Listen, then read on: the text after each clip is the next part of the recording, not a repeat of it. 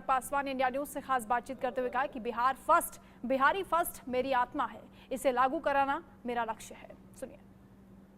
हम इस वक्त रोड शो में, हमारे साथ चिराग पासवान है, उमेश कुशवाहा है और खुद राजेश वर्मा। चिराग जी, और देखिए किस तरीके से चिराग पासवान लगातार लोगों से मिल रहे हैं, लोगों को ये देखिए एक नई चीज, चिराग पासवान से ऑटोग्राफ मांग रहे हैं तमाम लोग, जो लोग हैं वो लोग ऑटोग्राफ मांग रहे हैं,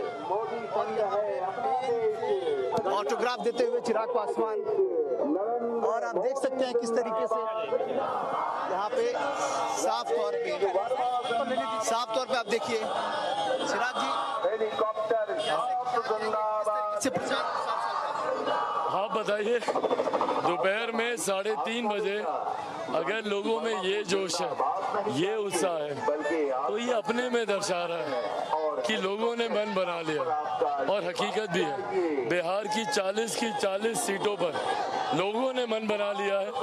अब कौन कितने अंतर से जीतता है, लड़ाई उसी बात की। आज मैं अपने गृह जिले में मौजूद हूँ, खगड़िया में ईमानदारी से मैं बोलूँगा कि हर बार से ज्यादा मतों से राजेश इस बार चुनाव जीतेंगे। हर बार अभी तक जितने भी हम लोग के प्रत्याशी खगड़िया से चुनाव लड़कर जीते हैं, हर बार से ज्यादा रिकॉर्ड हो गए। लालू प्रसाद यादव, तेजस्वी यादव कह रहे हैं कि इस बार उनको जीत मिलने वाली है, इस बार एनडीए का बहुत बुरा होने वाला है। कारण बताएं ना, क्यों इन्होंने ऐसे कौन से पुण्य किए हैं कि जिसकी वजह से लोग इनके साथ जाएंगे।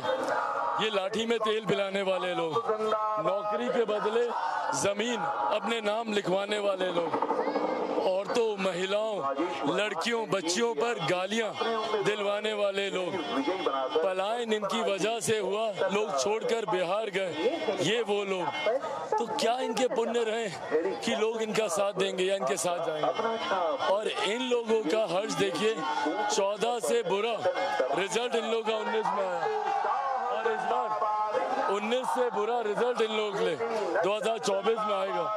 जो एक सीट राजद तो कुछ जीता नहीं, कांग्रेस जीत गई थी एक, किशनगंज, इस बार हम लोग किशनगंज भी जीतने जा रहे हैं। आरक्षण को लेकर वो तरह तरह के बयान आ रहे हैं, वो लोग कह रहे हैं कि आरक्षण खत्म होने वाला है, इसलिए तमाम लोग सावधान हो जाएं। आपसे बेहतर इस मामले को कोई नहीं बता सकता है। मेरे नेता, मेरे पिता आदरणीय रामविलास पासवान जी ने पूरी जिंदगी, पूरी उम्र इस बात के संरक्षण के लिए बिताई कि ना कभी आरक्षण पर कोई यहाँ जाए, ना कभी संविधान पर कोई यहाँ जाए। मेरे पिता उन लोगों में से रहे, जब देश में आपातकाल लगा तो उसके खिलाफ उन्होंने जेल जाने का काम किया। आज जब ये लोग आरक्षण, संविधान और लोकतंत्र की बात करते हैं, इनके साथ हैं ये लोग, उन्हीं के साथ ना जिन्होंने सन 75 में आपातकाल लगाकर सही मायनों में लोकतंत्र की हत्या करने का काम किया। और जहां तक रही बात संविधान की, कोई क्यों बदलेगा जिस संविधान की वजह से मेरे प्रधानमंत्री 3 बार गुजरात के मुख्यमंत्री बने, जिस संविधान की वजह से वो 3री बार देश के प्रधानमंत्री बनने जा रहे हैं, तो कोई क्यों। और बाबा साहेब का बनाया हुआ संविधान है, कोई हल्की चीज नहीं है कि किसी के भी मन में आए वो बदल दे। और मैं आपके माध्यम से देश की जनता को ये विश्वास दिलाना चाहता हूँ। मैं मेरे नेता, मेरे पिता आदरणीय रामविलास पासवान जी के संघर्षों की कसम खाकर ये विश्वास दिलाता हूँ, ये वादा करता हूँ कि जब तक चिराग पासवान जिंदा है, ना संविधान पर कोई खतरा है, ना आरक्षण पर कोई खतरा है। कोई खतरा नहीं, कोई खतरा हो ही नहीं सकता। ये लोग झूठ बोलते हैं, डराने का काम करते हैं। खतरा है तो इन लोगों के बाद, इन लोगों के आने के बाद गरीब कल्याण योजनाओं पर है। आज जो 81 करोड़ लोगों को मुफ्त का राशन मिल रहा है, उस पर खतरा है अगर ये लोग आ गए। आज जो आयुष्मान योजना के माध्यम से 5 लाख रुपए तक का मुफ्त इलाज हो रहा है, उस पर खतरा है अगर ये महागठबंधन के लोग आ गए। उज्ज्वला पर जो शौचालय बन रहे हैं, उस पर खतरा है, क्योंकि इन लोग की सोच ही गरीब विरोधी है। आप क्योंकि यूथ आइकॉन है और लगातार जिस तरीके से पूरे देश में आपकी डिमांड है, राहुल गांधी के बारे में कुछ कहना चाहेंगे? जिस तरीके से उन्होंने अमेठी ना चूज करके रायबरेली चूज किया, जिस पर कई सारे चीजें आ रही हैं, खुल के आ रही हैं कि जो लड़ाई की बात कर रहे थे वो लड़ाई उन्होंने। भाई अमेठी में जिस तरीके से पिछले 5 सालों में, ये देखिए, ये बयान नहीं है तो और क्या है। तस्वीरें छाप पर बटन देश की उन्नति और प्रगति के लिए दबाएं। मतदाता बहनों और भाइयों, नरेंद्र मोदी जी को विजयी बनाना है तो हेलीकॉप्टर किस तरीके छाप का बटन दबाना है जो ईवीएम में होगा दूसरे नंबर पर।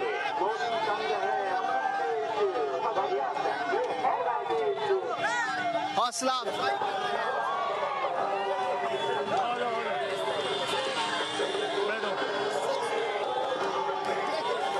ये प्यार है, ये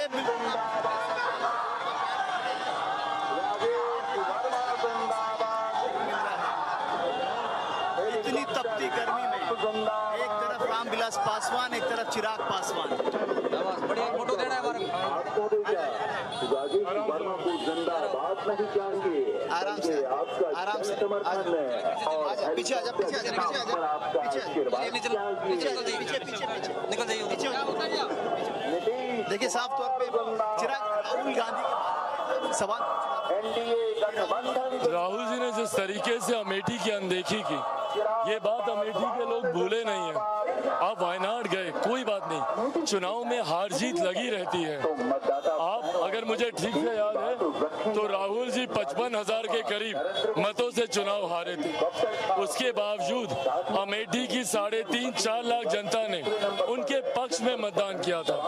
और जिस तरीके से पिछले 5 साल में उन्होंने अमेठी ना के बराबर जाना जरूरी समझा, मुझे लगता है महज 2 या 3 बार वो गए। ये नाराजगी उन लोगों का क्या कसूर था जिन्होंने उनके लिए वोट किया, वो 3.5-4 लाख।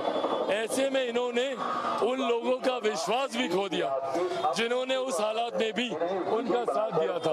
और अब जब इन्होंने अमेठी पूरी तरीके से छोड़ ही दिया तो रायबरेली की जनता भी विश्वास नहीं करेगी। और अगर ये कहीं पहले होता तो वायनाड की जनता भी इन पे विश्वास नहीं करती। तो आपको लगता है कि ऐसे निर्णयों से बचना चाहिए? बिल्कुल बचना चाहिए भाई।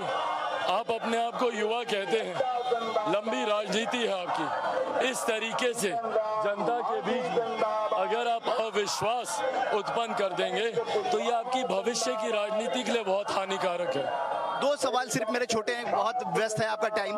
एक तो आप बिहार फर्स्ट, बिहारी फर्स्ट को लेकर लगातार आपने लड़ाई लड़ी है, उसको कैसे इंप्लीमेंट करेंगे? और दूसरा, कास्ट सेंसस को लेकर जिस तरीके से लालू प्रसाद यादव, तेजस्वी यादव कह रहे हैं कि कास्ट सेंसस नहीं आने देना चाहती केंद्र सरकार, जिससे गरीब का गरीब पता न चल पाए और धनी न पता चल पाए, जिससे लोगों के कास्ट के क्वेश्चन न मालूम हो पाए, जिससे दिक्कतें होंगी एनडीए को।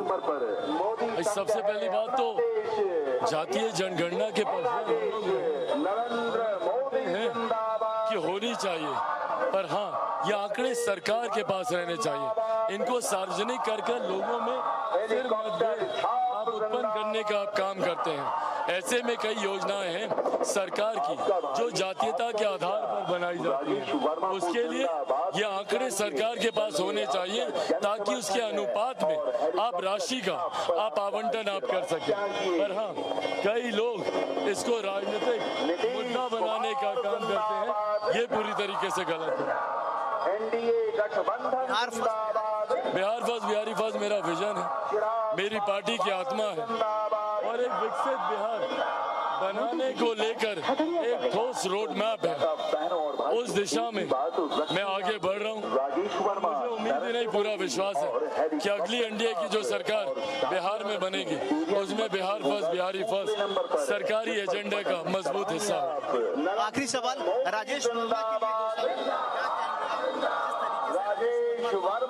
या आपने पसंद किया युवा कार्यकर्ता होने के नाते, और जिस तरीके से आपका यह गृह जिला है उसको लेकर क्या कहेंगे? मेरे लिए ये बड़ी चुनौती थी।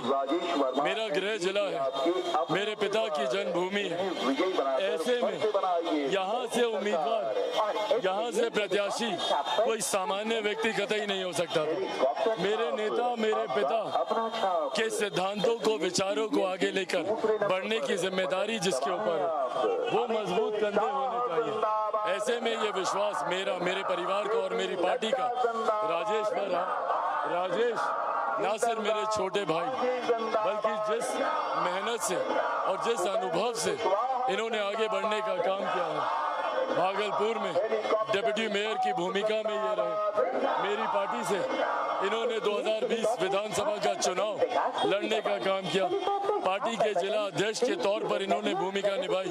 मेरी पार्टी के शुद्ध कैडर के रूप में राजेश रहे और साथ ही में जो इनकी मेहनत है और जो तत्परता विकास के कार्यों को लेकर। आसिफ भाई, आज मैं आपको विश्वास दिलाता हूँ, आज ये खगड़िया की सड़कें देख लीजिए और आज से 5 साल के बाद जब पुनः राजेश यहाँ पर आएंगे, पुनः मत मांग ले, तब और आज के और तब के खगड़िया में आप फर्क देखिएगा। चिराग जी, आप कोई भी फैसला लेते हैं तो बड़ा ही चर्चा में होता है। जब राजेश का चूज आपने किया था, पसंद आपने की थी, तो बहुत चर्चा हुई थी। उन चर्चाओं पे विराम लग गया है। अब क्या जीत के साथ ही इस पर और विराम लगाने का काम होगा? बिल्कुल विराम, अभी तो अल्प विराम लगा है, पूर्ण विराम 4 तारीख को लगेगा। एक परिणाम, मेरे ऊपर उठे 100 सवाल, मेरे ऊपर दागी गई 100 उंगलियों का जवाब, वो एक परिणाम होगा। एक बार सर पे हाथ रख के आशीर्वाद दीजिए। जो जिसके लिए हम मोदी जी के साथ खगड़िया का विकास। तो मतदाता बहनों और भाइयों, एक ही बात रखिए, मैं हमेशा से कहता हूं कि जब आपको आशीर्वाद के साथ मार्गदर्शन मिलने लगे, तरीके से लोग साथ, आप देख सकते हैं ये आशीर्वाद, मेरा व्यक्तिगत कद कोई इतना बड़ा नहीं है, मेरा राजनीतिक कद कुछ भी नहीं है। ये तो एनडीए के प्रत्याशी होने के साथ साथ युवाओं के लोकप्रिय नेता, आज मुझे लगता है कि हमारे राष्ट्रीय अध्यक्ष जी चिराग पासवान जी, माननीय प्रधानमंत्री, यशस्वी प्रधानमंत्री